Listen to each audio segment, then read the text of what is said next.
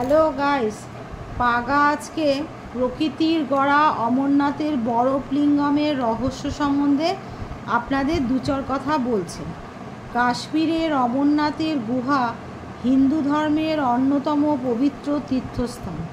প্রতি বছর প্রকৃতিরভাবে এখানে গঠিত হয় বরফের শিবলিঙ্গ, যাকে বলা হয় অমরনাথ লিঙ্গম। বিশেষ আশ্চর্যের বিষয় হলো পূর্ণিমার এই বরফলিঙ্গ সবচেয়ে বড় হয় আর অমাবস্যায় ছোট হয়ে যায়।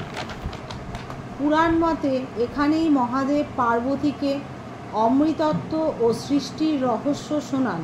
তাই এই বরফলিঙ্গমকে শিবের অলৌকিক প্রতিরূপ হিসাবেও ভক্তরা পূজা করেন। আজও লক্ষ লক্ষ তীর্থযাত্রী প্রাণের পরোয়া না করে বিপদসংকুল পাহাড়ি পথে যাত্রা করে শুধুমাত্র একবার বাবা মহাদেবকে দর্শন করার জন্য। তাই সবাই একসঙ্গে বলুন হর হর মহাদেব। তাই এই সম্পর্কে পাগা একটা খুব সুন্দর বাবা মহাদেবের গান করছে, আপনারা সবাই পাগার সঙ্গে করুন।